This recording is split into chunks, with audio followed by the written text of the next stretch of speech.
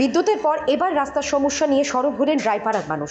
জানা গেছে গোলাঘাটি বিধানসভার জম্পুইজলা মহকুমার অন্তর্গত রায়পাড়ার মানুষের যাতায়াতের একমাত্র রাস্তাটি দীর্ঘ অনেক বছর ধরে বেহাল অবস্থায় পরিণত হয়ে আছে।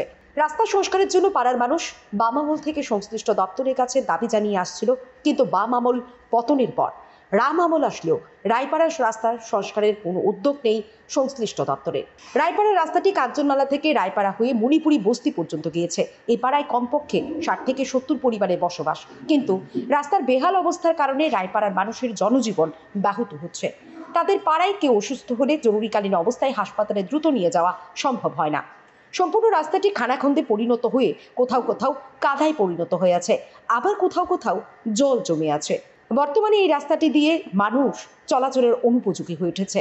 তাই রায়পাড়ার মানুষ সংশ্লিষ্ট দপ্তরের প্রতি ক্ষুব্ধ হয়ে বুধবার সকালে সংবাদ মাধ্যমের দ্বারস্থ হয়ে সংশ্লিষ্ট দপ্তরের প্রতি তীব্র ক্ষোভ প্রকাশ করেছেন এবং দাবি জানিয়েছেন সরকার যেন রায়পাড়ায় যাতায়াতের একমাত্র রাস্তাটি সংস্কার করে মানুষ চলাচলের উপযোগী করে তোলে। কি সমস্যা দাদা এদিকে? এদিকে আমরা তো এই রাস্তাটা দীর্ঘদিন ধরে সেটা বর্ষা হলে তো একজন গাড়ি ঘোড়া লইয়া যেতে পারতেছে না। এটা নিয়ে সেটা আমরা অনেক চিপে মামালতে আরম্ভ করছে যে কোন সরকার আয়োগ সেটা শুধু তারা একজনের পরে একজন সমস্যার খালি তারা লিখিতভাবে নিয়ে যেতেছে। আমাদের রাস্তাঘাটের সমস্যা কোনো পরিবর্তন হইতেছে। এই পাড়াতে আপনারা কয় পরিবার আছে? আমরা মণিপুরি বস্তিলে এখানে প্রায় 60-65 পরিবার আছে। আচ্ছা, এই রাস্তাটা কই থেকে আইছে? এটা কাঞ্চনমালা বাজার থেকে আইছে। কাঞ্চনমালা যতটুকু কাঞ্চনমালা এরিয়াটা এটা ইটসলিং হয়েছে, কিন্তু আমরা যেখানে করে এরিয়া থেকে আজকে দীর্ঘদিন যাবৎ কোনো দিন আজকে মিনিমাম 40 বছর ধরে এখানে এই হালে চলছে। মানে কোন বিধানসভা এরিয়াতে পড়ছে? এটা গোলাঘাটি বিধানসভা। ডিপার্টমেন্টের মানে তার কাছে কইলে মানে কোনো কিছু না না না না কোনো তো লিখিতভাবে কয়েকবার নিয়েছে, কইতেছে আজকাল তো প্রায় 25-30 বছর ধরে আমি নিজে তো পর্যন্ত তার সাথে কথা কইছি, হওয়া তোমরা এটা হইতেছে সোলিং হইব মেটেরিয়াল নিব, কিন্তু আজ অব্দি কোনো সরকারি বা কেউ কোনো গুরুত্বই দিতে পারতেছে। কি চাইতেছেন এখন বিষয়টা নিয়ে? বিষয়টা আমরা রাস্তাটা তাড়াতাড়ি উকে করুক।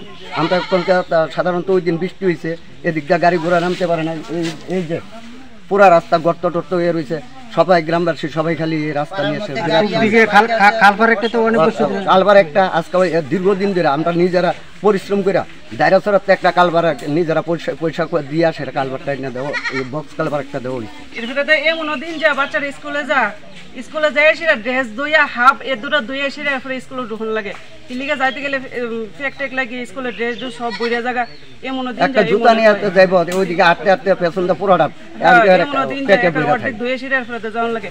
এরপরে মনে করেন যে তারা প্রেগনেন্সি তারা এর থেকে মনে করেন 1-1.5 কিলোমিটার আটটা যাওয়ান লাগে বৃষ্টি হইলে। পিছলে জায়গা তো আর গাড়ি চলে না।